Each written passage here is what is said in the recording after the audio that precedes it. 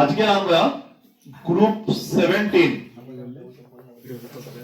17 এর একদম প্রিলিমিনারি যেটা সেইটা আমরা পড়বো। আমরা প্রত্যেকেই জানি group 15 group 16 already done. Group 15 এ যেমন একটা ইন্ট্রোডাক্টরি পার্ট থাকতো, প্রত্যেকটা এলিমেন্টে 16 একই রকম ছিল, অ্যাকর্ডিং টু 17 ও এক্স্যাক্টলি সেম জিনিসটাই আমরা ফলো করব। 17 এর যে এলিমেন্ট গুলো সেটা আমরা প্রত্যেককে নন, fluorine, chlorine, bromine, iodine, astatine. Group 16 ছিল oxygen, sulphur, selenium, tellurium, polonium. পোলোনিয়ামটা কি ছিল? তেজস্ক্রিয় মৌল। এগেন অ্যাসটাসিনও কি একটা তেজস্ক্রিয় মৌল। তো এখানে পাঁচটা element, fluorine, chlorine, bromine, iodine, astatine. তার মধ্যে অ্যাসটাটিনটা কি? তেজস্ক্রিয় মৌল। তাহলে আমাদের মেইন ডিসকাশন সবসময় এই চারটেকে নিয়ে হবে, ফ্লোরিন, ক্লোরিন, ব্রোমিন, আয়োডিনকে নিয়ে। আমরা জানি এই 17 কে হ্যালোজেন এলিমেন্ট বলা, হ্যালোজেন মৌল বলা হয়। কারণ হ্যালোজেনের যে হ্যালো শব্দটা যেটা আছে, হ্যালোস, এটা হচ্ছে গ্রিক ওয়ার্ড, যার মিনিং হচ্ছে কি বলতো? সামুদ্রিক লবণ। অর্থাৎ আমরা যদি ক্লোরিন, ব্রোমিন, আয়োডিনকে দেখি, তাহলে এদের সমস্ত যে সল্ট, এদের সমস্ত যে যৌগগুলো সব হচ্ছে যেমন NaCl, NaBr, এরা সব কি লবণ। অর্থাৎ এরা সবই হচ্ছে এদের সামুদ্রিক লবণ থেকে পাওয়া যায়। সেজন্য এদের কি বলা হয়? হ্যালোজেন মৌল। কারণ হ্যালো শব্দের অর্থ হচ্ছে সামুদ্রিক লবণ। তো যারা লবণ উৎপন্ন করে সেজন্য এই যে গ্রুপ, এই গ্রুপটার নাম হচ্ছে হ্যালোজেন গ্রুপ। বুঝতে পারছিস? তো এই গ্রুপের মধ্যে ফ্লোরিনকে আমরা সুপার হ্যালোজেন বলবো, সুপার হ্যালোজেন। তার কারণ বাকি গ্রুপগুলোর মতো প্রত্যেকটা এলিমেন্টে ছিল এক্সেপশনাল একটু, মানে তাদের বিহেভিয়ারটা বাকিদের থেকে আলাদা, due to high electronegativity and small size. Due to high electronegativity and small size, সেই জন্য ফ্লোরিনের যে ক্যারেক্টার গুলো দেখাবে ফ্লোরিন বাকি রেস্ট অফ দ্য এলিমেন্ট থেকে, তাদের ক্যারেক্টারটা, ফ্লোরিনের ক্যারেক্টারটা কিছু ডিফারেন্ট হয়। সেজন্য ফ্লোরিনকে আমরা দেখব, ফ্লোরিনকে সুপার হ্যালোজেন হিসেবে চিহ্নিত করা হয় এবং এর যে ক্যারেক্টারিস্টিক গুলো এগুলো আমরা আস্তে আস্তে দেখব। সো এই গ্রুপ 17 এলিমেন্টের যদি দেখি আমরা, ফার্স্ট এখানে আমি পয়েন্ট করেছি প্রকৃতি। এরা সবাই দেখতে পাচ্ছিস ফ্লোরিন, ক্লোরিন, ব্রোমিন, আয়োডিন, এদেরকে কিন্তু ফ্রি অবস্থায় পাওয়া যায় না, মুক্ত অবস্থায় পাওয়া যায় না। অর্থাৎ শুধু ফ্লোরিন, শুধু ক্লোরিন, শুধু ব্রোমিন বা শুধু আয়োডিন এই আকারে আমরা পাবো না। এদেরকে পেলে আমরা ম্যাক্সিমাম কি আকারে পাই? সল্ট আকারে পাই। কিন্তু একমাত্র আয়োডিনের একটা কম্পাউন্ড আছে যাদেরকে আমরা শুধুমাত্র, যেমন ফ্লোরিনকে পেলে কি NaCl পাবি, NaBr পাবি, কিন্তু ইটসেলফ ক্লোরিন, ব্রোমিন, আয়োডিন পাওয়া যায় না। কিন্তু আয়োডিনের ক্ষেত্রে একটা পাওয়া যায়, এরকম একটা কম্পাউন্ড আয়োডেট, এরকম ইম্পর্টেন্ট একটা কম্পাউন্ড, এইটাকে পাওয়া যায়। কি বলা বুঝতে পারছিস? আয়োডেট লবণ রূপে এইটা ডাইরেক্ট। তো এখানে আমরা ফ্লোরিনের একটা তোর প্রাকৃতিক যে অবস্থান আর কি, ফ্লোরিনের একটা, সেটা আমরা বলবো ফ্লুরোসাইট।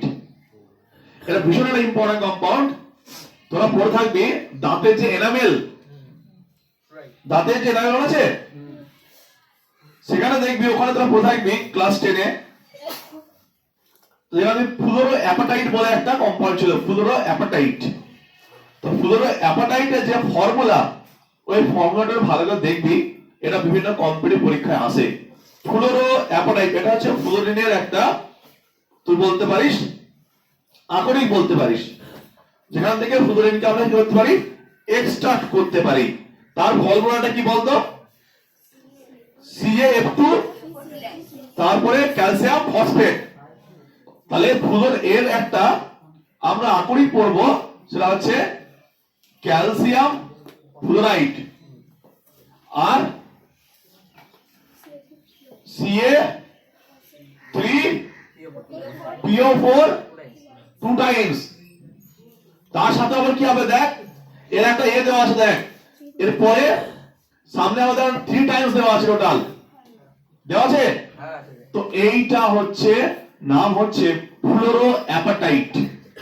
এই ফর্মুলাটা ভালো করে দেখে রাখবি, কারণ কম্পিটিটিভ পরীক্ষা নিটে এই ধরনের কোশ্চেন আসে যেখানে জিজ্ঞেস করে যে ফ্লোরো অ্যাপাটাইট ফর্মুলা কোনটা। তো এটা হচ্ছে ফ্লোরো অ্যাপাটাইট। কথাটা বুঝতে পারছিস? খুব ইম্পর্টেন্ট একটা কম্পাউন্ড। আর বাকি এগুলোকে আমরা সামুদ্রিক লবণ থেকে এগুলো পেতে পারি, বুঝতে পারিস? বাকি যে এদের অবস্থানগুলো ফ্লোরিন, ব্রোমিন, আয়োডিন, এদের সামুদ্রিক লবণ থেকে আমরা সেটাকে এক্সট্রাক্ট করতে পারি। সো এদের মেন একটাই ভালো করে দেখবো, সেটা হচ্ছে ফ্লোরিনের সোর্সটা কোথা থেকে পাওয়া যাচ্ছে, সেটা হচ্ছে ফ্লোরিনের এই এক্সাম্পলটা মনে রাখবি, ফ্লোরো অ্যাপাটাইট। এরপরে যে পার্ট, এবং বুঝতে পারছি এরা এদের প্রকৃতিটা বলা হলো না, এরা হচ্ছে প্রচন্ড রিঅ্যাক্টিভ, কারণ এদের বাইরে সেলে 7খানা electron, just 1 electron from octet. তাহলে একটা ইলেকট্রন পেলে এরা কি অক্টেট অ্যাটেন্ড করতে পারবে, সেজন্য এরা প্রচন্ড রিঅ্যাক্টিভ। তাহলে দেখতে পাবি ম্যাক্সিমাম কেমিস্ট্রিতে কারা লাই করে, নাইট্রোজেন, অক্সিজেন, হ্যালোজেন। হ্যালোজেনে দেখবি কি ভরপুর। যত আমরা বিজ্ঞান পড়তে থাকলাম, একটা পার্ট পড়েছি অক্সাইড ফর্মেশন, একটা পার্ট কি পড়েছি হ্যালাইড ফর্মেশন। হ্যালাইডটা পুরো প্রচুর বিক্রিয়া করে, এরা প্রচন্ড রিঅ্যাক্টিভ। সো এরপরে আমাদের যে পার্ট হচ্ছে যেটা আছে ইলেকট্রনিক কনফিগারেশন, ইলেকট্রন বিন্যাস, ভীষণ নোন। এদের বাইরের সেলটা লিখে আছে NH2NP5। তো এরা যদি আমরা এদের প্রত্যেকের ইলেকট্রনিক কনফিগারেশন লিখি, তাহলে আমরা কিভাবে লিখবো দেখ। ফ্লোরিন, হিলিয়াম 2s2 2p5, এইটা দেখলেই বুঝতে পারবো, বা আগের গুলো যে কোনো একটা জানলেই হবে। এবং দেখেন এরপরে হিলিয়াম থেকে নিয়ন, নিয়ন শুধু প্রিন্সিপাল কোয়ান্টাম নাম্বারটা বাড়াতে বাড়াতে চলে যাবো, আর্গন। যখনই 3 থেকে 4 নম্বরে আসবো, একটা 3D অ্যাডিশন হয়, তাহলে 3D10 4s2 4p5। এগেন কি হবে? Krypton 4d10 5s2 5p5। Again অ্যাস্টাডিন, জিনন, আমরা জানি যখন 3 থেকে 4 তখন 3D, আর যখন 3 থেকে এটা কি বল 4, 4 থেকে 5, 5 থেকে যখন আমরা 6 আসবো 6 নম্বর পিরিয়ডে, তখন একটা 4f এর ইনক্লুশন হয়। তাহলে এখানে কি আসবে 4f14, এরা যেমন ছিল অর্ডারটা সেরকম মেইনটেইন থাকবে। 5d10 এটা বাড়তে বাড়তে চলে যাবে 6s2 6p5। সো প্রত্যেকের ইলেকট্রনিক কনফিগারেশন লেখাটা খুবই সহজ, যে কোনো একটা জানলেই হয়ে যাবে। 15 এ জানলে 16 এ যাবে, 16 এ 17 অটোমেটিক, জাস্ট এখানে p তে একটা করে ইনক্রিজ করতে করতে চলে যাবে। সো এটা হচ্ছে বাইরের সেলের ইলেকট্রনিক কনফিগারেশন প্রত্যেককে। এবার বুঝতে পারছি এখানে যে এরা হচ্ছে সেকেন্ড পিরিয়ড, থার্ড পিরিয়ড, এটা থার্ড, এটা হচ্ছে ফোর্থ, ফিফথ, সিক্সথ।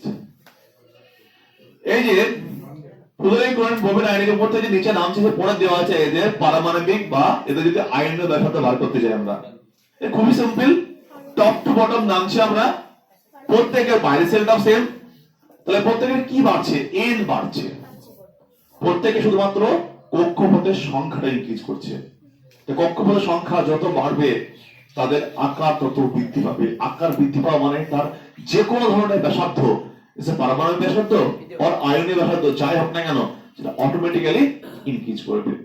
তাহলে উপর থেকে নিচে যদি আমরা নামি টপ টু বটম, যেহেতু with addition of the principal quantum number, যেহেতু প্রিন্সিপাল কোয়ান্টাম নাম্বার বৃদ্ধি ফলে সেল বাড়ছে, সেল বৃদ্ধি পেলে তাদের পারমাণবিক ব্যাসার্ধ আকার যা বলবে সেটা ইনক্রিজ করে যাচ্ছে।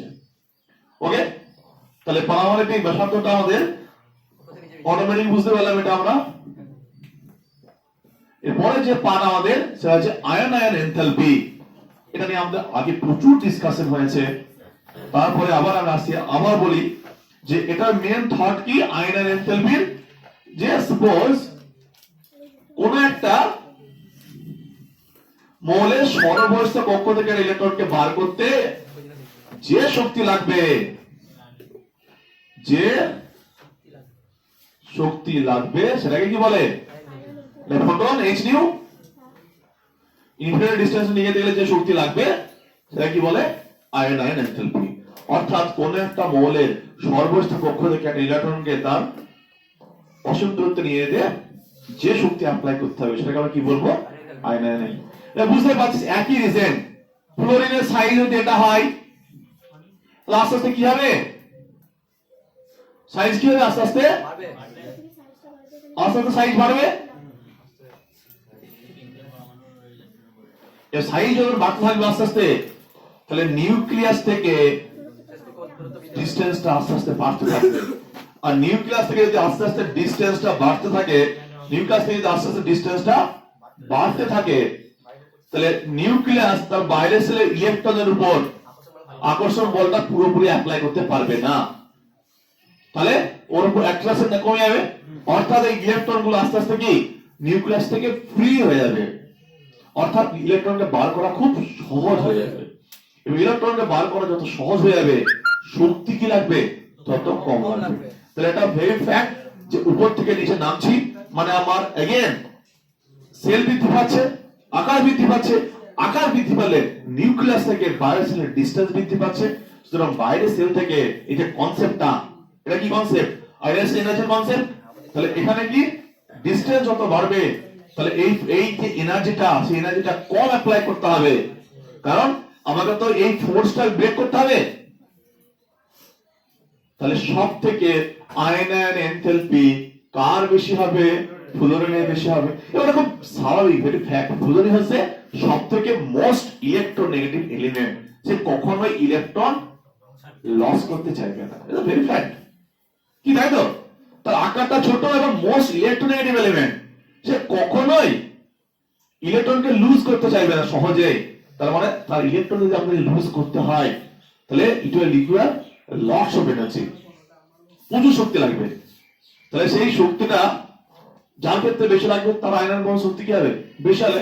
উপর থেকে নিচে যদি আমরা টপ টু বটম নামি, তাহলে ফ্লোরিন, ক্লোরিন, ব্রোমিন, আয়োডিন উপর থেকে নিচে যদি আমরা নামি, যেহেতু সাইজ বৃদ্ধি পাচ্ছে, তাহলে কি হবে? যে আয়োনাইজেশন এনার্জি কি হবে? ডিক্রিজ করবে উপর থেকে নিচে। ঠিক আছে? এইখান থেকে পরের যে আমাদের পয়েন্ট, পরের যে পার্ট, এই পার্টটা এখান থেকে কোশ্চেন হয় এক্সামে। গ্রুপ 17 এর বুঝতেই পারছিস, গ্রুপ 17 এলিমেন্ট, তারা ইলেকট্রন ছাড়তে পছন্দ করবে না। তাদের ক্ষেত্রে কোনটায় কোশ্চেন আসবে? ইলেকট্রন গ্রহণ এনথালপি। অর্থাৎ কে সহজে ইলেকট্রন গ্রহণ করতে পারবে, ইলেকট্রন গ্রহণ এনথালপি। তাহলে আমরা আয়নাইজেশন এনার্জি দেখলাম, এবার দেখবো ইলেকট্রন গ্রহণ এনথালপি। খুব এখানে এখান থেকে কোশ্চেন আসে ওদের এক্সামে। দেখ ফ্লোরিন, ক্লোরিন, আগে এই দুটোকে আমরা ডিসকাস করে নেব। সাপোজ নিউক্লিয়াস ফ্লোরিন,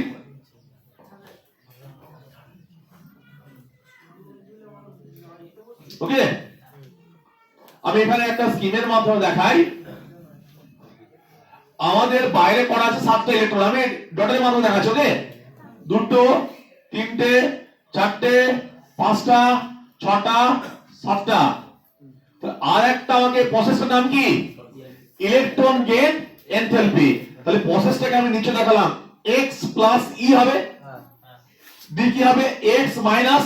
তোরা জানিস এরা সব গ্যাসিয়াস ফর্মে, ইলেকট্রন যা করতে হবে যোগ বিয়োগ, ইলেকট্রন গ্রহণ করলেও গ্যাসিয়াস ফর্মে, অ্যাড হলেও গ্যাসিয়াস ফর্মে। তাহলে এখানে কি বলতো, যে শক্তি উৎপন্ন হবে ডেলিস নেগেটিভ, অর্থাৎ এক্সোথার্মিক, অর্থাৎ তাপমোচী বিক্রিয়া, তাপমোচী এক্সোথার্মিক, এটা হচ্ছে প্রসেস। এবার দেখ প্রসেসটা হচ্ছে এইখানে এই ভ্যালুটা, অর্থাৎ যার ক্ষেত্রে শক্তি যত বেশি উৎপন্ন হবে তার ইলেকট্রন গেইন এনথালপি তত বেশি।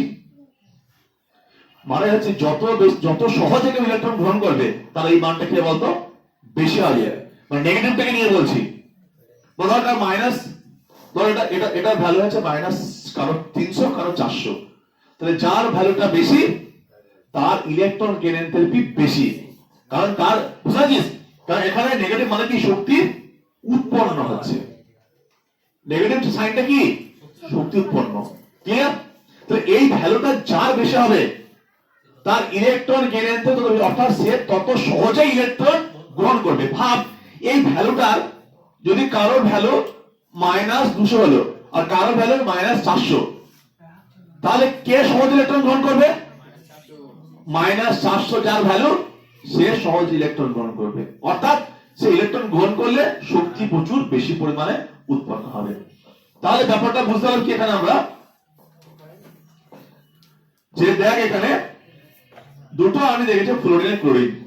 ইন রিয়ালিটি তাহলে এখানে বাইরে করা আছে 4টে 5টা 6টা 7টা। তাহলে প্রসেসটা কি এরকম যে ইলেকট্রন কি করতে হবে, অ্যাড করতে হবে, এই প্রসেস। এবার দেখ তাহলে ফ্লোরিন তো আকারে ছোট, অত ঋণাত্মক মৌল, এর থেকে তো বেশি ঋণাত্মক মৌল, তাহলে ফ্লোরিনের তো সব থেকে সহজে ইলেকট্রন গ্রহণ করে নেওয়া কথা, কারণ ওর পরিচালকতা কি সবচেয়ে বেশি। তাহলে ফ্লোরিনের যদি একটা ইলেকট্রন গ্রহণ করে নেয় তাহলে ফ্লোরিনের কনফিগারেশন কি 2s2 2p5 বাইরে সেলটা, এর 3s2 3p5, এরও বাইরে 7টা এরও বাইরে 7টা। এবার এর বাইরে যখন আরেকটা অ্যাড করবি তখন কটা হয়ে গেল 8টা, এর বাইরে যখন করবি 8টা। কিন্তু এখানে 2p সাইজটা ছোট, 3p সাইজটা বড়। এতে কাজ কি? কাজটা হচ্ছে যেহেতু 2p সাইজটা খুবই ছোট, তাহলে ইলেকট্রন যখন অ্যাড করবি তাহলে এদের জায়গার মধ্যে কি হবে, অ্যারেঞ্জমেন্ট করতে হবে। তো তাহলে ও যখন একটা অ্যাডিশন করবি তখন ইন্টার ইলেকট্রনিক রিপালশনটা বেড়ে যাবে। কিন্তু এখানে এর থেকে সাইজটা কি বড়, ভালো বুঝবি, এর থেকে সাইজটা বড়, খুব বড় নয়। আমি বলছিলাম যে সেকেন্ড এলিমেন্ট হবে না খুব ছোট, তারপরে কি হবে এর তুলনায় এখানে বিকর্ষণের পরিমাণটা কম হবে। বিকর্ষণের পরিমাণ কম মানে কি, সেটা শক্তি বেশি উৎপন্ন হবে, তার মানে কি স্টেবিলিটি বেশি হবে।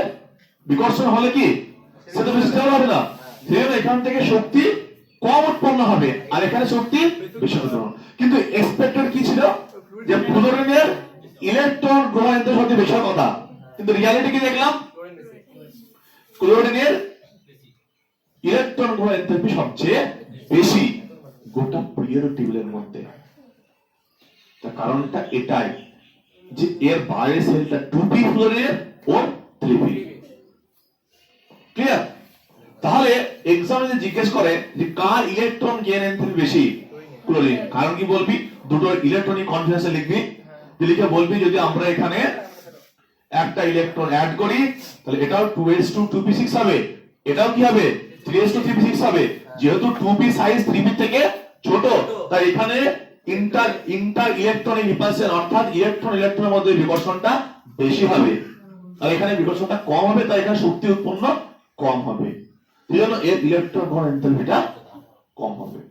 কিন্তু বক্তব্য হলো তাহলে পরের গুলোর ক্ষেত্রে কি হবে, ব্রোমিন আয়োডিন। এবার দেখ এখানে দুটো জিনিস তো কাজ করবেই, ধর এটা নিউক্লিয়াস, তাহলে নিউক্লিয়াসের ক্ষেত্রে যখন তুই একটা ইলেকট্রনকে দেখাবি তাহলে দেখ অনেকগুলো ব্যাপার কাজ করছে এখানে। এই ইলেকট্রন কি করে বলতো, রিপালশন করবে, তাই না? আর এই কেন্দ্রটা কি করবে, আকর্ষণ করবে। এই সলিড লাইনটা কি আগে বলেছিলাম গ্রুপ 16 ভালো বলেছিলাম, এটা আকর্ষণ করবে আর এরা রিপালশন করবে। অ্যাড হচ্ছে মানে কি নিশ্চয়ই আকর্ষণ বলটা বেশি। এবার দেখ তাহলে ডিসটেন্স যদি কম হয়, ডিসটেন্স আলাদা ফ্যাক্টর, তাহলে কি আকর্ষণটা কিন্তু বেশি হবে। এবার ধর আস্তে আস্তে যত সাইজ বাড়তে থাকবে, আস্তে আস্তে যত সাইজ যত বাড়তে থাকবে ডিসটেন্স বেড়ে গেল, আর ডিসটেন্স যত বেড়ে যাবে তাহলে ইলেকট্রনকে টানার যে ক্ষমতাটা সেটা আস্তে আস্তে কমে যাবে। লজিকটা কি দাঁড়ালো বলতো? লজিকটা হচ্ছে সাইজটা না খুব ছোট হবে না খুব বড় হবে। না খুব ছোট হলে ইন্টার ইলেকট্রনিক রিপালশনে চলে আসবে, খুব বড় হলে নিউক্লিয়াস থেকে তার এই দূরত্বটা বেড়ে আসবে। বুঝতে পারছিস? তো দূরত্বটা বেড়েলে কি নিউক্লিয়াস ও ইলেকট্রনটাকে টানার যে ক্ষমতাটা সেটা কমে যাবে। এই টানার ক্ষমতা কমে যাবে মানে কি তার ইলেকট্রন গ্রহণ করার ইচ্ছাটা কমে যাবে, অর্থাৎ ডেল এইচ মানে যে মানটা সেটা কম হবে, অর্থাৎ তাপ শক্তি কম উৎপন্ন হবে। তাহলে অর্ডারটা কি হবে? তাহলে অর্ডারটা কি হবে? অর্ডারটা কি হবে? অর্ডারটা দেখ, এটা হবে সবথেকে এই গ্রুপের মধ্যে কার হিসেবে ক্লোরিন, তারপরে ফ্লোরিন, তারপরে ব্রোমিন, তারপরে তাহলে চেঞ্জ কি হলো বলতো? শুধুমাত্র এক জায়গায় চেঞ্জ হলো, ক্লোরিন ক্লোরিনের মধ্যে। কেন? Due to size. নালে টপ টু বটম ঠিকই ছিল, টপ টু বটম ঠিক। সাইজ যত বেড়ে যাবে নিউক্লিয়াসের দূরত্ব বাড়ছে। তো এই যে স্টোরিটা আমি এখানে বুঝতে পারছি ছবিটা, এই ছবিটা দেখ, এটা যত বড় হবে এই যে সলিড লাইনের ডিসটেন্স দেখ, ডিসটেন্স কি আরো বেড়ে যাবে। অর্থাৎ নিউক্লিয়াস বাইরে যে ইলেকট্রনটাকে ক্যাচ করার জন্য ভাবছে তার মধ্যে তার ইচ্ছাটা কমে যাবে ডিসটেন্স বেড়ে গেলে। এটা খুব স্বাভাবিক, যত ডিসটেন্স বাড়বে সেই জিনিসের প্রতি তার অ্যাফিনিটিটা কমে যাবে, ভীষণ স্বাভাবিক। আজকে তোরা একসাথে বন্ধুত্ব আছে, ঠিক আছে, একসাথে পড়ছিস একই স্কুলে, নো প্রবলেম, কানেকশনটা আছে। 1 ইয়ার পরে যখন আলাদা আলাদা কলেজ চলে যাবি তখন দেখবি আর সেই একটা মেসেজ করতে আর ইচ্ছে করবে না, ওই অ্যাফিনিটিটাই কমে যাবে। এটা ভীষণ ফ্যাক্ট। যখন কাছাকাছি থাকবে যে অ্যাফিনিটিটা থাকবে, ডিসটেন্স বেড়ে গেলে সেই অ্যাফিনিটি থাকবে না। লজিকটা বুঝতে পারছিস? এক্স্যাক্টলি এটা থাকে। তাহলে আমরা অর্ডারটা কি পেলাম? কার ইলেকট্রন ঘনত্ব বেশি, তারপরে ফ্লোরিন, ব্রোমিন, তারপরে আয়োডিন। অর্ডারটা প্রত্যেকটা লিখে নেবি।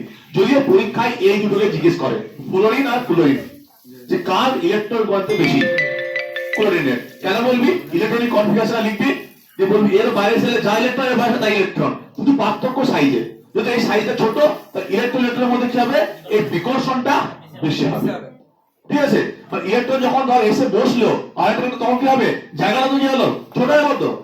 আগে একই জায়গার মধ্যে 7 জন ছিল, একই জায়গার মধ্যে 8 জন চলে আসলো, তো জায়গাটা কি হবে? নিজেদের মধ্যে গ্যাপটা কি হবে? আরো কমে যাবে। ওই জন্য কি হচ্ছে? রিপালশন হয়ে যাচ্ছে। ওই জন্য ওদের মধ্যে স্টেবিলিটিটা কমে যাবে। স্টেবিলিটি কমে গেলে শক্তি কম উৎপন্ন হবে। ঠিক আছে?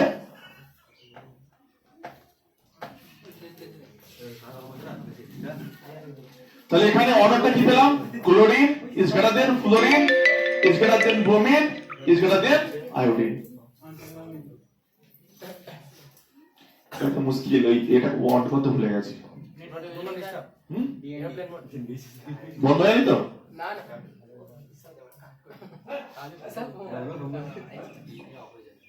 এক কাজ করে আমার স্টপ কর, ওই মিডিলটা না উপরেরটা। এর পরের যে টার্ম, তাহলে এটা আমরা ডিটেইলসে স্টাডি করলাম। এর পরেরটা যে তড়িৎ জ্ঞাপকতা, ইটস আ গ্রুপ 70 এলিমেন্ট। তাহলে তড়িৎ জ্ঞাপকতাটা কোনো ব্যাপারই না, স্বাভাবিক। প্রথমত হচ্ছে এটা নন মেটাল, যারা নন মেটাল এবং কি একদম এক্সট্রিম লাইটে, পিরিয়ডিক টেবিল একদম এক্সট্রিম লাইটে। তাহলে এদের কি, যারা নন মেটাল হবে তাদের ইলেকট্রন গ্রহণ করার টেন্ডেন্সি বেশি থাকবে ছাড়ার থেকে। তাহলে এরা তো অ্যাকচুয়ালি কি নন মেটাল, তাহলে এদের তড়িৎ তো এমনিতে হাই। তাহলে লেফট টু রাডিক্যাল এমনিতে তড়িৎ বাড়ছে, কিন্তু যখন এদের গ্রুপ বরাবর দেখবো একই কথা, সাইজ বাড়বে, সাইজ বাড়লে নিউক্লিয়াসের ডিসটেন্স বেড়ে যাবে, ইলেকট্রনের মতো অ্যাফিনিটি কমে যাবে নিউক্লিয়াসের, ফলে এদের তড়িৎ ঋণাত্মকতাটাও কমে যাবে। অর্থাৎ টপ টু বটম তড়িৎ ঋণাত্মকতা হ্রাস পাবে। এবং আমরা জানি পাউলিং স্কেলে ফ্লুরিনের সর্বোচ্চ মান 4, তড়িৎ ঋণাত্মকতা মান কত? 4। সবথেকে highest electronegativity negative element in the periodic table.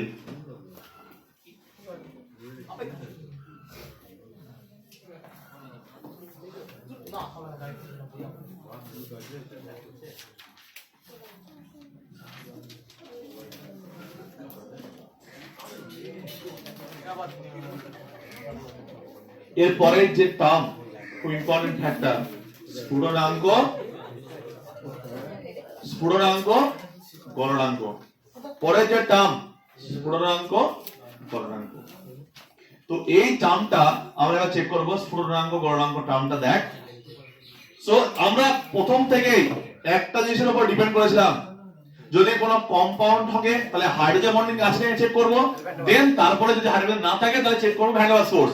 So এখানে যেহেতু এলিমেন্ট আছে, তাই এলিমেন্টের ক্ষেত্রে একটা ফোর্সে আমরা অ্যাপ্লাই করি, সেটা হচ্ছে ভ্যান ডার ওয়ালস ফোর্স, শুধুমাত্র ভ্যান ডার ওয়ালস ফোর্স। এবার আমরা জানি যে van der Waals force directly proportional to the size, van der Waals force directly proportional to the size, অর্থাৎ যাদের সাইজ বৃদ্ধি পাবে, অর্থাৎ melt boiling point and melting point, chlorine chlorine bromine iodine. তাহলে সাইজ কি আছে আস্তে আস্তে, যে সাইজ বৃদ্ধি পায়, তাহলে আমরা জানি size directly proportional two van der ওয়াল ফোর্স ভিএফ। এবার ভ্যান ডার ওয়ালস ফোর্স যত বৃদ্ধি পাবে, ভ্যান ডার ওয়ালস ফোর্স যত বৃদ্ধি পাবে, অ্যাট্রাকশন ফোর্সও তত বৃদ্ধি পাবে। আর অ্যাট্রাকশন ফোর্স যত বৃদ্ধি পাবে, মলিকিউল গুলো যত কাছাকাছি, একটা মতো এলিমেন্ট কাছাকাছি আসবে বেশি, তাদের স্ফুটনাঙ্ক কি হবে, বৃদ্ধি পাবে।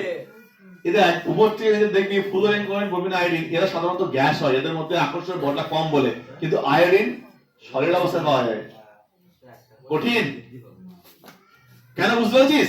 যদি এদের মধ্যে কি হচ্ছে, অ্যাট্রাকশন ফোর্সটা হাই হয়ে যায় সব থেকে, তাহলে fluorine chlorine bromine iodine gases ফর্মে পাওয়া যায়, আয়োডিন কে কঠিন অবস্থায় পাওয়া যায়। কি জন্য? এর ক্ষেত্রে ভ্যান ডার ওয়ালস ফোর্সটা সব থেকে হাই, আর ভ্যান ডার ফোর্স সব থেকে হাই বলে এর স্ফুটনাঙ্ক গলনাঙ্ক সব কি হবে, হাই হয়ে যাবে। সো এক্সপ্লেনেশনটা খুবই সিম্পল। কিভাবে বলবো, যে উপর থেকে নিচে যে সাইজ বৃদ্ধি পাচ্ছে, সাইজ বৃদ্ধি পেলে ভ্যান ডার ওয়ালস ফোর্স বৃদ্ধি পায়, ভ্যান ডার ওয়ালস ফোর্স বৃদ্ধি পেলে আকর্ষণ বল বৃদ্ধি পায়, আর আকর্ষণ বল বৃদ্ধি পেলে এলিমেন্ট গুলো কাছাকাছি আসে প্রচুর, তো তাদের স্ফুটনাঙ্ক কি হবে, বেড়ে যাবে। কারণ অনেক বেশি শক্তি লাগবে তাদেরকে আলাদা করতে, সেপারেট করতে। এবং আমরা দেখতে পাই ফ্লুরিন ক্লোরিন ব্রোমিন গ্যাসিয়াস ফর্মে থাকে, সলিডের ক্ষেত্রে আয়োডিনের ক্ষেত্রে ভ্যান ডার ওয়ালস ফোর্সটা সব থেকে হাইয়েস্ট হয়ে যায়, সেজন্য ওটা সলিড অবস্থায় পাওয়া যায়।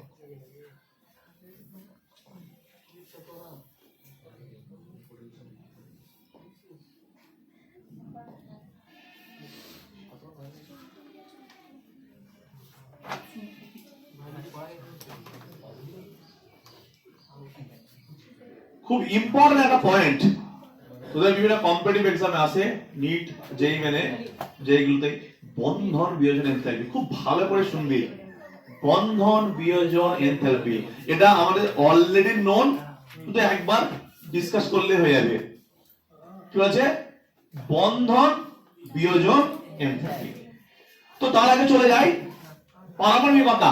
এরা বাইরে কোন ইলেকট্রন, একটা ইলেকট্রন, এরা দুটোই নন মেটাল, তাহলে এরা কি করে, এরা কোভ্যালেন্ট বন্ড করে, কি থাকে, কিসে থাকে, F2 Cl2 Br2 Y2, তাদের পারমাণবিকতা কি 2, এরা কি একসাথে থাকে,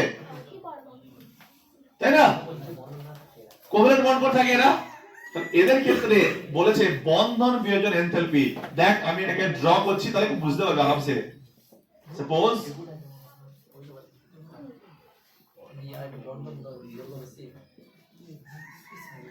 আমি ভাববি, খুব ইন্টারেস্টিং এটা।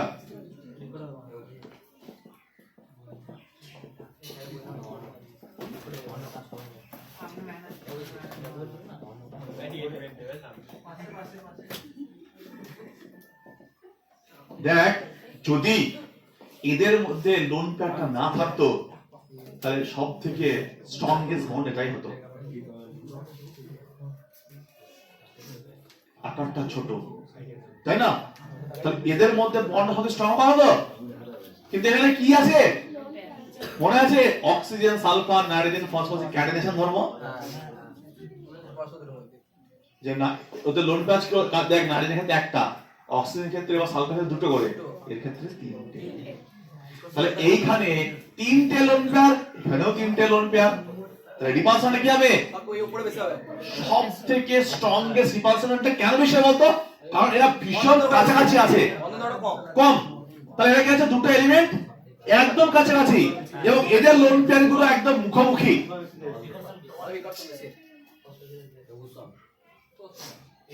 এদের লোন পেয়ার গুলো একদম কি আছে? মুখোমুখি। তো মুখোমুখি থাকা বলে কি হবে? বিকর্ষণটা কি হবে? তীব্র হবে। এর ভাব যখন উপর থেকে নিচে নামছিস, ক্লোরিন, ক্লোরিন দেখ আমাদের একটা কথা জানি যে খুব বড় হলে আবার সমস্যা।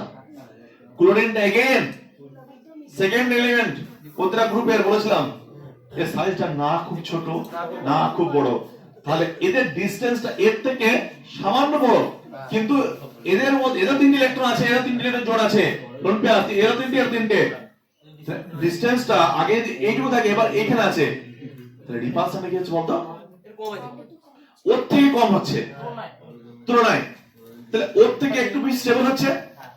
এবার ভাব যখন ব্রোমিন, হয়তো ভাব যখন ব্রোমিন আসলো সাইজটা আরেকটু বাড়লো, তারপরে কি রিপালশনটা আরো কমলো। এবার দেখ কেসটা কেন? কারণ তিনটে করে লোন পেয়ার আছে, তিনটে করে। তারপর যখন আয়োডিন, আয়োডিন কি আকারটা অনেকটা বড় হয়ে গেল, তখন রিপালশন না, তখন যে ফ্যাক্টরটা চলে আসলে কি বলতো? দূরত্বটা অনেক দূর দূর হয়ে গেছে, তখন কি তারা উইক হয়ে আছে। তাহলে অর্ডারটা কি দেখলাম আমরা? অর্ডারটা দেখ, তাহলে অ্যাকচুয়াল অর্ডারটা কি হবে দেখ, Cl2 is greater than Br2 is greater than F2 is greater than I2। তুই একটা কথা বলে রাখি, এতদিন যা অর্ডার দেখেছিস ক্যালকুলেশন ধর্ম অ্যালোট্রপের, দেখবি আগে এটা হতো তারপর সেকেন্ডটা। ক্লিয়ার? খেয়াল করিস কি না? এখানে কি দেখলি? কেন বলতো? আগের গুলা একটা লোন পেয়ার ছিল, দুটো লোন পেয়ার ছিল, এটা তিনটে লোন পেয়ার। তাহলে কি ফ্যাক্ট ঠিক আছে?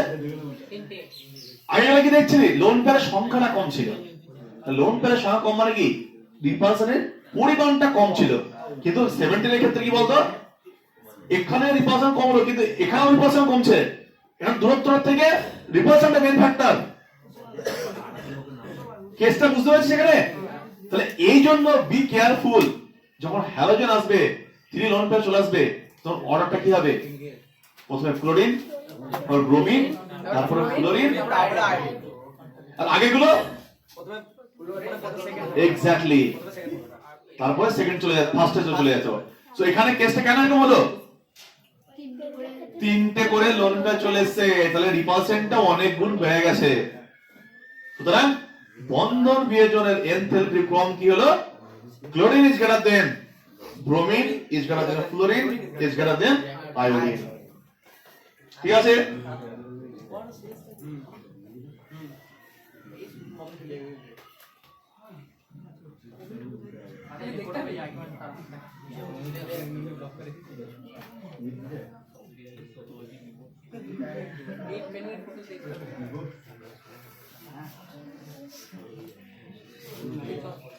ঠিক আছে?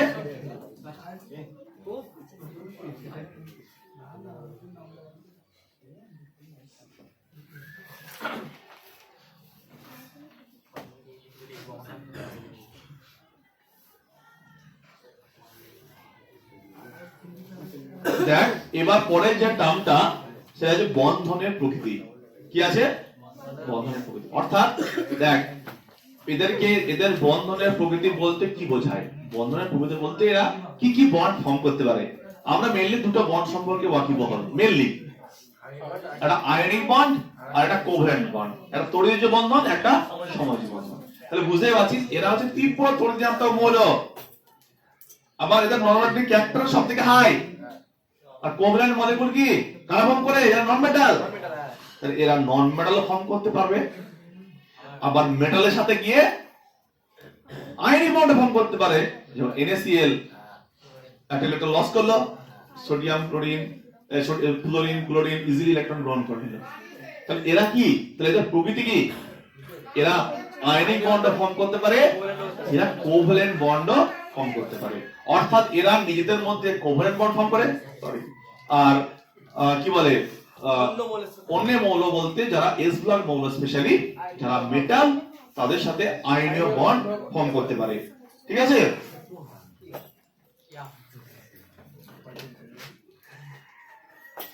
এবার আমরা যেটা দেখব সেটা হচ্ছে জারণ অবস্থা। বি কেয়ারফুল, জারণ অবস্থা। জারণ অবস্থা আমি এদের রেঞ্জ আগেই বলেছিলাম যে এদের বাইরের সেলে 7টা, তাহলে এদের দুটো রেঞ্জ, একটা একটা গ্রহণ করতে পারে আরামসে। দেখ গ্রহণ কখন করবে, যখন এর থেকে কম তড়িৎ মৌল তার সঙ্গে জুড়ে আছে। তো একটা কেস ইলেকট্রন গ্রহণ করবে, তাই মত -1। আর একটা কেস কি হতে পারে, অন্য কি ইলেকট্রন দিতে হতে পারে, একবার একটা দিতে পারে, দুটো দিতে পারে। তাহলে এখানে কি বলতো, এদের তাহলে এরা কি -1 থেকে +7 পর্যন্ত এদের রেঞ্জ, -1 থেকে +7 পর্যন্ত এদের কিন্তু রেঞ্জ। কি বলা বুঝতে পারছিস?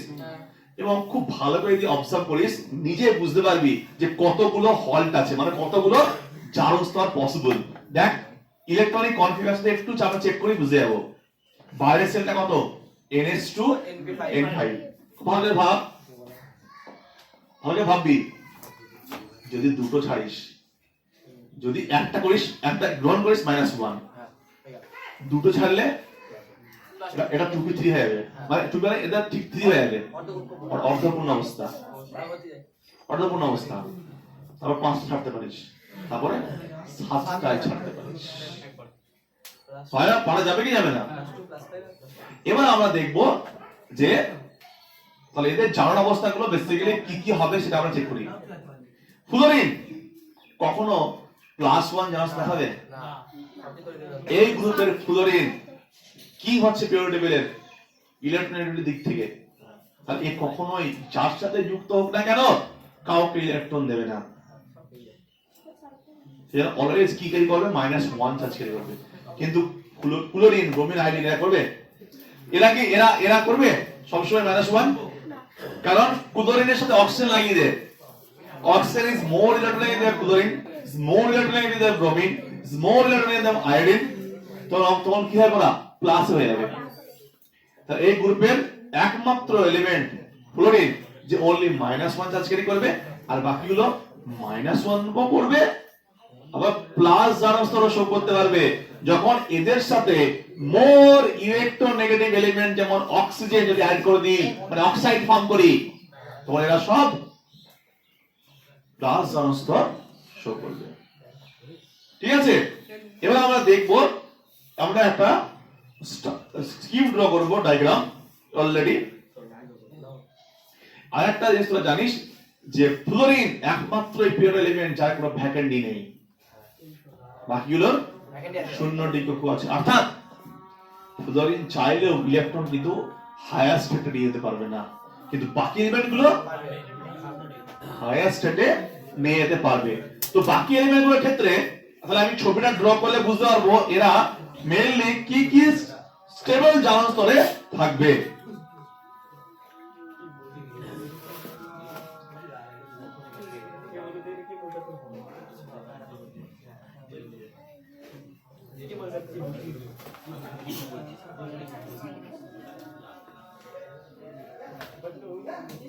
তাহলে এখানে আমরা কাকার ক্ষেত্রে করব ক্লোরিন, ব্রোমিন আর আয়োডিন, শুধু এদের নামগুলো চেঞ্জ হবে। প্রথমে ক্লোরিন ক্ষেত্রে দেখাই আমি, ক্লোরিন কি হবে 3s 3p 3d, 3d কি ইলেকট্রন শূন্য থাকে, তাহলে ক্লোরিনের ইলেকট্রনিক কনফিগারেশন 3s2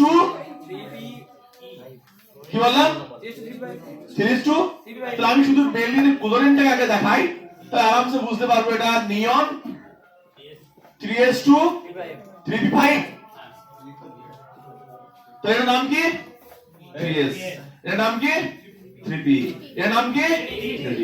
তাহলে এখানে 3d কি আছে, 0 আছে, 3d সাবসেল তো আছে বাট কোনো ইলেকট্রন নাই। তাহলে এখানে বসাবো কি হবে, অ্যাকর্ডিং টু হুড রুলস এরকম আছে, একটা একটা একটা একটা একটা, ওকে। তাহলে এখানে নরমাল অবস্থায় অর্থাৎ গ্রাউন্ড স্টেটে একটা ইলেকট্রন অ্যাভেলেবেল ফর বন্ডিং, কারণ বাকি সবাই কি আছে, পেয়ার আছে, আর পেয়ার থাকলে নিশ্চয়ই ইন্টারেস্ট থাকবে না। তাহলে এরা যেহেতু কাপলেট অবস্থায় আছে, সিঙ্গেল অবস্থায় কি আছে এটা, যেহেতু সিঙ্গেল অবস্থায় আছে এটা, তাহলে এটা কি নরমাল অবস্থায় একটা বন্ড করতে পারবে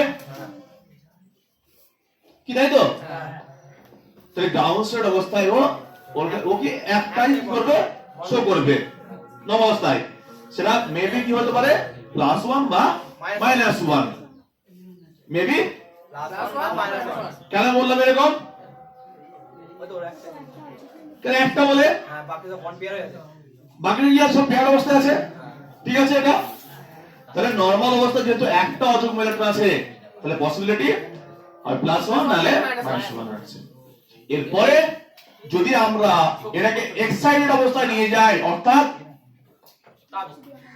একটা এক্সাইটেড স্টেট এনার্জি দেই, তাহলে এখানে যে পেয়ার আছে সেই পেয়ারটা ব্রেক করবে, এবং ব্রেক করে উপরে যে উচ্চ শক্তি স্তর আছে ফাঁকা, যখন আমরা এদের মধ্যে ডিস্টারবেন্স স্টার্ট করে দিলাম, এদের মধ্যে যখন প্রবলেম স্টার্ট করে দিলাম, তখন তারা একসঙ্গে আর থাকবে না, তখন তারা বিপার্ট হয়ে যাবে এবং তারা সিঙ্গেল অবস্থা থাকতে চাইবে, কারণ তার কাছে অপশন আছে, তার কাছে অপশনটা আছে। আর যদি অপশন না থাকে, মরুর বাছুর কি হবে, ওখানে ঘুরে আসতে হবে।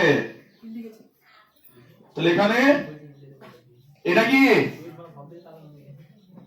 সিঙ্গেল, সিঙ্গেল হয়ে যাবে 1 2 3 5 3D 3P, লেখায় চলে আসলো। লেখায় যখন চলে আসলো, কটা অযুগ্ম ইলেকট্রন, তিনটে। যদি তিনটে অযুগ্ম ইলেকট্রন হয়, তাহলে কি +3 চলে যাবে, তাহলে একবার +1 -1 +3। যদি আবার আমরা এটাকে এক্সাইটেড করি, তাহলে কি হবে, এই পেয়ারটা ভাঙবে, এই পেয়ারটা ভেঙে এখানে চলে যাবে।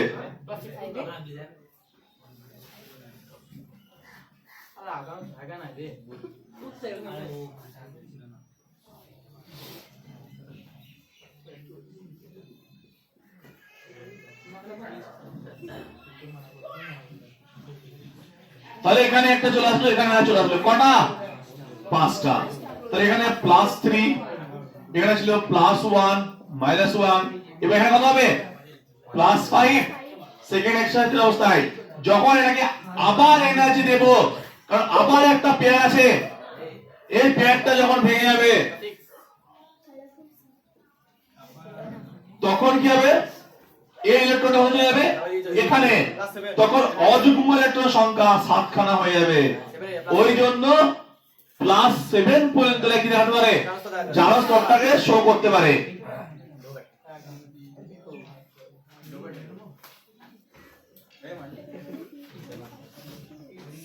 তাহলে এখানে কটা গেল, এইটা বুঝে গেল এই জায়গাটায়। তাহলে এবার দেখলাম +7 অবধি চলে গেল, তাহলে -1 +1 +3 +5 +7, এইগুলো হচ্ছে এদের সাধারণত স্টেবল জানস্তা। কি বললাম, বুঝতে পারছিস? এইগুলো সাধারণত হচ্ছে এদের স্টেবল জানস্তা, কিন্তু ফ্লুরিনের যেহেতু ভ্যাকেন্সি নেই, ফ্লুরিনের ক্ষেত্রে এটা পসিবল না।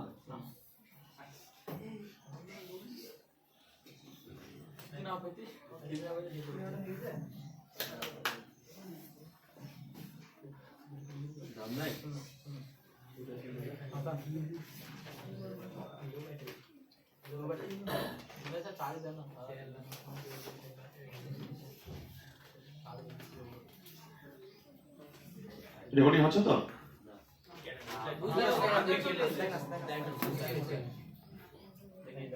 এটা হচ্ছে তাহলে আমরা দেখলাম এখানে -1 থেকে +7 পর্যন্ত জানাস্তা শো করতে পারছে। সো এইখানে যে কোনো টার্ম ছিল এগুলো আমরা ডিসকাস করলাম। এখানে আর দুটো টার্ম আমরা আজকের মধ্যে ডিসকাস করব, সেটা হচ্ছে একটা হচ্ছে জারণ ক্ষমতা, মানে অক্সিডাইজিং পাওয়ার, মানে কে জারক দ্রব্য ক্ষমতা কার বেশি, সেটা খুব স্বাভাবিক ব্যাপার। অক্সিডেন্ট কারা হয়?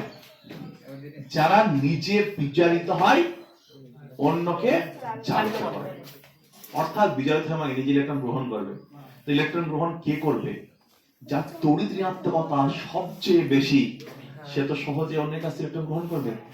তাহলে ফ্লোরিন, ক্লোরিন, ব্রোমিন, আয়োডিন, যদি এই চারটেকে নিয়ে আমরা F2, Cl2, Br2, I2 এই চারটের মধ্যে যদি আমাকে জিজ্ঞেস করে যে এদের মধ্যে জারণ ক্ষমতা কার বেশি বা কে জাল দ্রব্য সব থেকে জাল দ্রব্য, মানে কে ভালো জাল দ্রব্য, কি করে বুঝবো? তাহলে স্বাভাবিক ফ্লোরিন। কারণ কি?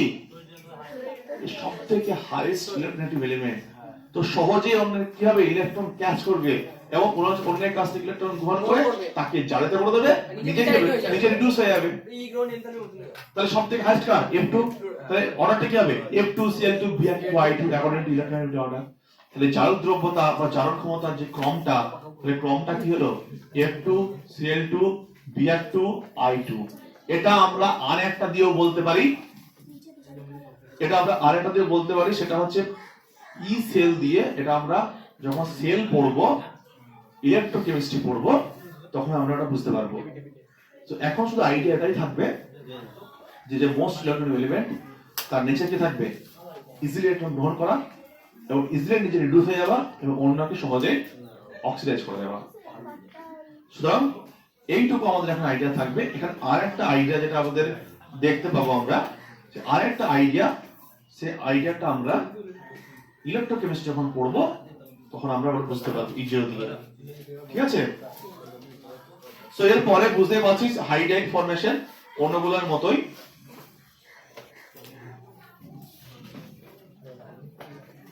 এখানে আমি একটু বলে দেখ, নিশ্চয় দেখবি এখানে F2 প্লাস দেখবি ইলেকট্রন দেওয়া আছে, দেখবি 2F মাইনাস, তাই না? দেওয়া নেই?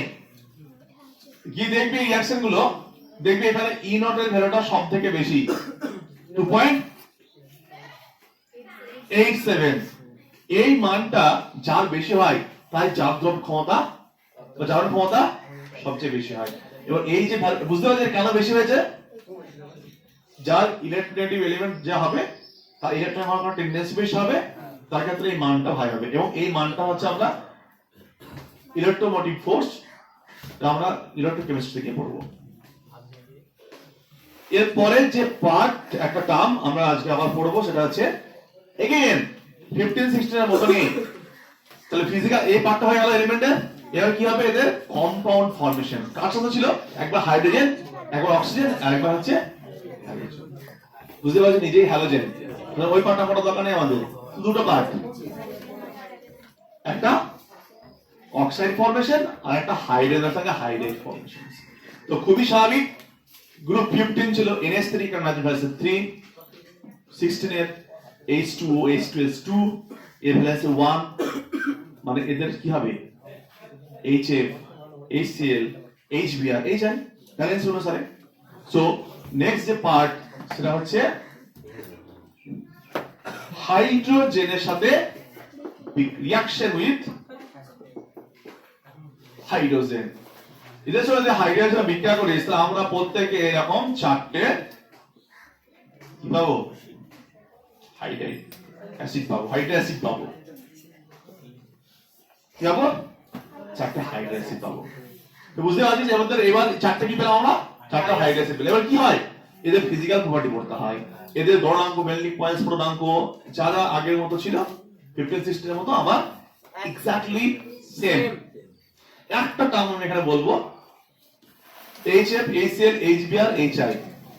যদি এদের গলনাঙ্ক বা স্ফুটনাঙ্ক বলে কি? Again first element fluorine hydrogen মান ফর্ম করবে, আর বাকিগুলো সব কি ভ্যান ডার ওয়ালস ফোর্স দিয়ে হবে, সবগুলো ভ্যান ডার ওয়ালস ফোর্স দিয়ে হবে ব্যাখ্যাগুলো। সো এখানে আমরা কি বলতে পারি? তাহলে এখানে প্রথম প্রপার্টি কি? এই মলিকিউলগুলো যদি আমরা melting point and boiling point এই কটা তুলনা করি এই চারটি এলিমেন্টের মধ্যে, তাহলে আমরা জানি যে HF delta plus delta minus, delta plus delta minus. So এরা করে কি করবে? এরা হাইড্রোজেন বন্ড ফর্ম করে এরা একসাথে সংগঠিত অবস্থা থাকবে। অর্থাৎ অনেকগুলো এইসব মলিকুল হাইড্রোজেন বন্ডের মাধ্যমে এরকম কি থাকবে HM whole to the power n, ঠিক লিখেছি? এরকম অসংখ্য মলিকুল একসাথে জুড়ে থাকবে। তাহলে এদেরকে আলাদা করতে গেলে কি অনেক বেশি শক্তি অ্যাপ্লাই করতে হবে, অর্থাৎ এদের বয়লিং টেম্পারেচার বা বয়লিং পয়েন্ট অনেক বেড়ে যাবে, অর্থাৎ এদের স্ফুটনাঙ্ক বেড়ে যাবে। তোরা জানিস একমাত্র তিনটে element fluorine, oxygen, hydrogen hydrogen form করতে পারে। যখন NH3 ছিল, তারপরে জল ছিল, এটা ছিল কি HF। প্রত্যেকটা গ্রুপের first element most electronic element বলে তারা হাইড্রোজেন ফর্ম করে এবং তাদের স্ফুটনাঙ্ক এবং তাদের মেল্টিং পয়েন্ট সবসময় আমরা হাই রেখেছি। এর পরের তিনটে যে এলিমেন্ট HCl, H বা HI, পরের তিনটে যে হাইড্রোক্সিল আছে তাদের মধ্যে কি অ্যাপ্লাই করব? ক্লোরিন, ব্রোমিন, আয়োডিনের আকার বড় হলে ভ্যান ডার ওয়ালস ফোর্স, আর ভ্যান ডার ওয়ালস ফোর্স বৃদ্ধি পেলে অ্যাট্রাকশন ফোর্স বৃদ্ধি পায় আগের মতোই। তাহলে কি কেস হলো? তাহলে ব্যাখ্যাটা কি?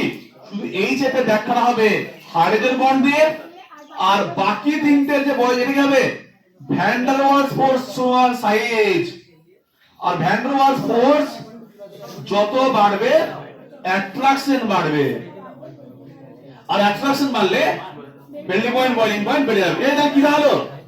এইখান থেকে এই তিনটে কেস কি দিয়ে হবে?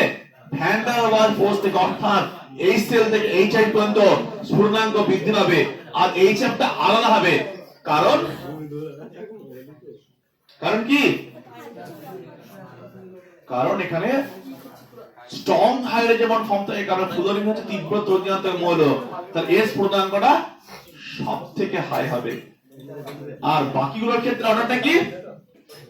বাকিগুলোর অর্ডারটা বুঝতে পারছিস? HCl, HBr, HI এদের ক্ষেত্রে কোনো হাইড্রোজেন বন্ড ফর্ম করবে না, আগের গ্রুপের মতোই ভ্যান ডার ওয়ালস ফোর্স। তাহলে এখানে এই তিনটের মধ্যে কেস আলাদা, এই কেসটা আলাদা, আগের মতোই সেম ট্রু। সুতরাং হাইড্রা অ্যাসিড যারা, তাদের ক্ষেত্রে আমরা অর্ডারটা দেখলাম যে তারা তাদের মেল্টিং পয়েন্ট বয়লিং পয়েন্ট কিভাবে ভ্যারি করে, আগের মতো করে কোনো নতুনত্ব কিছু নেই, 15-16 এর মতোই, ঠিক আছে?